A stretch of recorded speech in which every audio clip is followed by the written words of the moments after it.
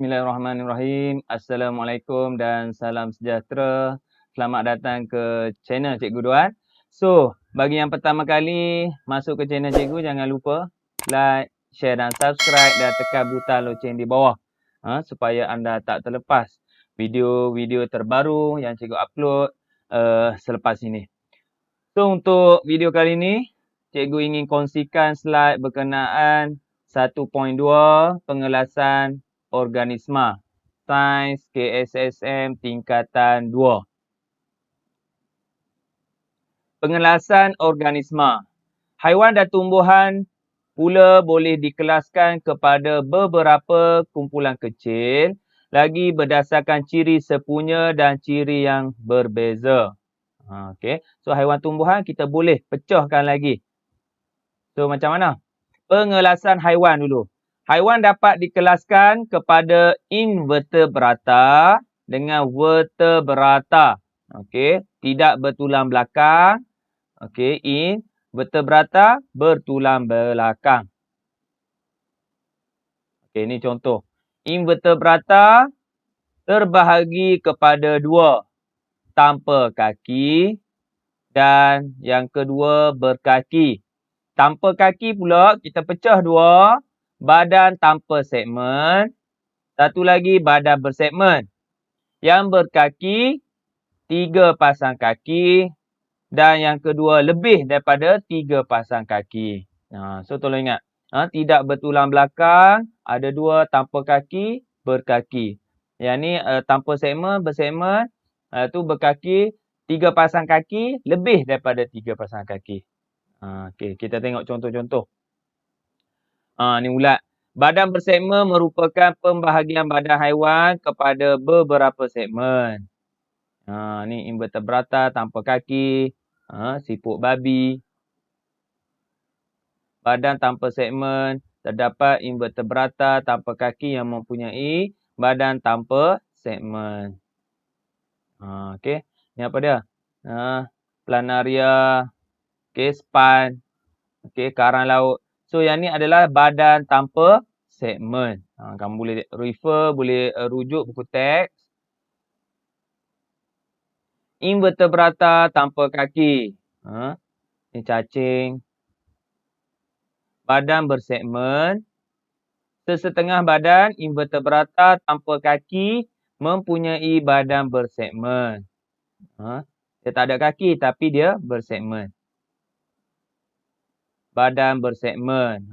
Ni. Lintah. Okey. Invertebrata berkaki.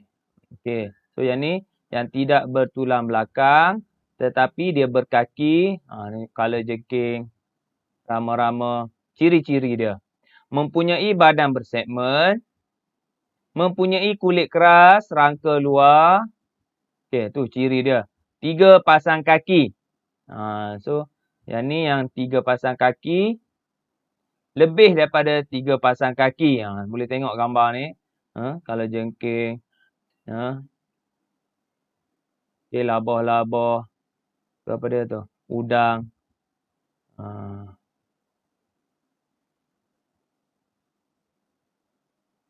Okey, kita pergi pula kepada vertebrata. Vertebrata apa dia?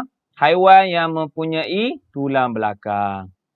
So, kita pun termasuk daripada tulang yang mempunyai tulang belakang. Kita mamalia. Okey, so pecah pula kepada 5. Ikan, amfibia, reptilia, burung dan mamalia. Okey, so ada 5 yang bertulang belakang. Kita tengok. Poikiloterma ialah organisma yang mempunyai suhu badan yang berubah-ubah mengikut suhu persekitaran. Okey. Ini maksud poikiloterma. Berubah-ubah. Homoioterma. Homoioterma ni haiwan yang mempunyai suhu badannya malar dan bebas daripada pengaruh suhu persekitaran. Lebih kepada burung, itik dan sebagainya. Homoioterma. So, suhu dia tetap je. Sama je. Okey. Ikan. Okey, kita pergi yang pertama, ikan. Poi kiloterma, so suhu badan dia berubah-ubah. Okey, badan dilitupi sisik keras yang berlendir, mempunyai sirip dan ekor, bernafas melalui insang, bertelur, melakukan persenyawaan luar. So yang ni ciri-ciri ikan. Ni contohlah. Ni ikan buntal, kuda laut. Amfibia. Yang kedua kita pergi kepada amfibia. Poi kiloterma, suhu badan berubah-ubah juga. Boleh hidup di darat dan di air. Badan dilitupi kulit yang lembap. Ni. Ingat katak ni. Anak amfibia bernafas melalui insang. Amfibia dewasa bernafas menggunakan peparu dan kulit yang lembap. Menghasilkan telur yang berlendir dan tidak bencengkerang. Okey. Menghasilkan telur lendir dan tak bencengkerang. Melakukan persenyawaan luar. Amfibia. Ikan amfibia. Contoh katak. Ingat bila sebut amfibia, ingat katak lah. Okay. Yang ketiga, reptilia. Poi kiloterma juga, suhu badan berubah. Menghasilkan telur yang bercengkerang. Bernafas melalui peparu.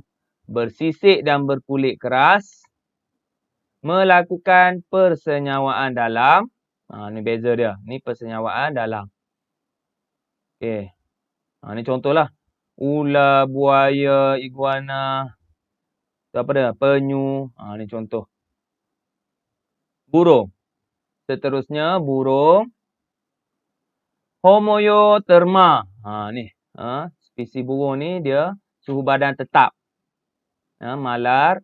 Badan dilitupi bulu pelepah untuk mengekalkan suhu badan. Bernafas melalui peparu. Mempunyai sayap atau kepak yang membantu sesetengah burung untuk terbang. Mempunyai sepasang kaki yang bersisik. Melakukan persenyawaan dalam. Ingat. Reptilia tadi, burung melakukan persenyawaan dalam. Menghasilkan telur yang bercengkerang keras. Ni contohlah. Burung, itik, burung hantu, ayam. Okey. Burung enggang. Ni kat Sarawak lah. Burung enggang merupakan haiwan yang dilindungi di Malaysia. Merupakan burung rasmi negeri Sarawak. Burung-burung di Malaysia mempunyai menjadi habitat bagi haiwan hampir 742 spesies. Banyak spesies burung. Sekurang-kurangnya 522 spesies ialah spesies tempatan, 192 yang berpindah migrasi, 52 spesies tempatan dengan ciri bermigrasi. Ada 700 lebih spesies burung di Malaysia kita. Last sekali mamalia. Tengok muka pun takut dah.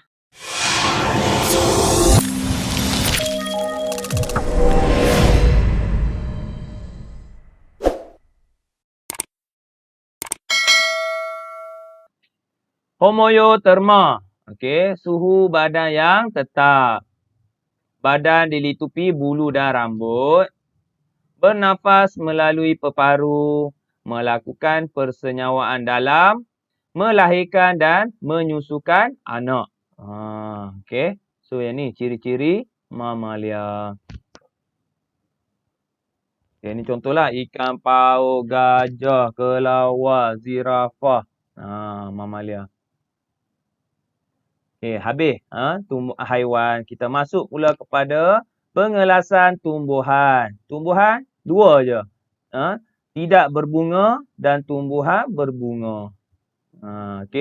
Tak berbunga dan berbunga. Tumbuhan tanpa vaskular. Merupakan tumbuhan yang ringkas dan kecil. Tanpa sistem vaskular. Contoh apa? Lumut lah. Tumbuhan vaskular mempunyai sistem vaskular yang mengangkut air dan makanan ke seluruh bahagian tumbuhan. So dia angkut air daripada akar ni habis sampai ke pucuk daun dan sebagainya ni. Tumbuhan vaskular. So tumbuhan ni jelas dia ada akar, batang dan daun yang nyata. Kita boleh tengok, kita boleh nampak akar dia, kita boleh nampak pegang batang dia dan daun. Tumbuhan tidak berbunga. Tumbuhan tidak berbunga terdiri daripada lumut, paku pakis dan konifer. Okey, ini contoh lumut. Kalau tengok lumut ni, membiak dengan menghasilkan spora. Bukan vaskular. So dia kecil lah, kita tak tahu. Dia mengangkut air tak ada. Dia simple je lumut. Yang kedua, paku pakis. Membiak dengan menghasilkan spora. Vaskular. Okey. Kita nampak batang dia, akar dia, daun dia jelas. Paku pakis. Konifer. Membiak dengan menghasilkan kun. Okey. Vaskular. Tu. Ni tumbuhan berbunga. Okey. Bunga ros ni. Tumbuhan berbunga menghasilkan bunga yang akan menjadi buah dan mempunyai biji. Setiap biji benih mempunyai kotiliden. Kotiliden tu apa? Makanan simpanan yang akan digunakan oleh biji benih untuk bercambah. So yang ni sains tingkatan 1 pun dah ada yang ni. Biji benih yang mempunyai satu kotiliden dipanggil monokotiliden. Kalau dua yang mempunyai sepasang kita panggil dikotiliden. Mono satu, dikotiliden dua. Ni contohlah. Bunga-bunga matahari, bunga apa tu? Padi, teratai. Okey. So yang ni kita boleh tengok perbezaan antara monokotiliden dan dikotiliden. So mono ada satu kotiliden. Dikotiliden ada dua. Akar mono serabut. Akar berserabut. Dikotiliden akar dia tunjang. Daun selari, monokotiliden ni selari. Dikotiliden urat dia, daun dia berurat jejala. Batang bagi monokotiliden kebanyakan pokok berbatang lembut. Okey. Kalau dikotiliden kebanyakan pokok batang dia berkayu. Contoh monokotiliden pokok padi, pokok jagung. Okey. Contoh dikotiliden pokok tomato dan pokok durian. Okey. Okey, ni contoh. Urat selari macam mana nak tengok. Urat jejala macam mana nak tengok. Ni akar serabut. Banyaknya ni. Akar tunjang dia ada banyak straight je. Tu beza dia. Okey. Monokotiliden. Pokok padi, pokok jagung. Tomato. Durian sedap. Ni durian apa ni? Ganja ke apa? Membina kekunci dikotomi. Okey, untuk last, untuk bab 1, membina kekunci dikotomi. Apa dia ni? Satu cara yang digunakan oleh ahli biologi untuk mengenal pasti dan mengelaskan organisma secara sistematik berdasarkan persamaan dan perbezaan. Dibina daripada beberapa siri kuplet. Setiap kuplet terdiri daripada 2 pernyataan tentang ciri organisma atau kumpulan organisma yang tertentu. So setiap kuplet tu ada 2 ciri. 2 pernyataan, statement berkenaan ciri-ciri organisma tertentu. Okey. So ni contoh kita boleh tengok. So ada senarai jawapan kat sini. So kita kena fikir, bincang macam mana? Apa persamaan, perbezaan. So, kita boleh pecahkan yang pertama. 1A, poikiloterma. B, homoioterma. So, A ni pergi ke nombor 2. Dia akan pergi nombor 2. Okey. Yang kedua, pecah pula bersisik tak bersisik. So, bersisik pergi ke nombor 4. So, dia tengok nombor 4. Okey. Ular jawapan dia. So, yang ni kena senarai. Dan sebelah kanan ni jawapan. So senarailah. Pergi ke nombor 2, pergi ke nombor 3, 4. So kalau ada jawapan, tulis terus. Tidak berbulu pelepah, bulu pelepah. Tak mempunyai insang. So kita senarai ni. Ada kat sini. So kena tengok persamaan dan perbezaan dia. Okay. Sama juga dengan tumbuhan. Okay. Contoh kalau soalan tanya, so ada 5 jenis pokok tumbuhan ni. So macam mana nak buat kekunci dikotomi? Sama juga. Okay. So yang ni ciri-ciri. Kita tengoklah. Fikir apa dia ni. Tumbuhan. Tak berbunga, berbunga. So kalau berbunga, kita tulis pergi ke nombor 2. Okay. Seterusnya, ciri yang kedua, tanpa vaskular mempunyai vaskular.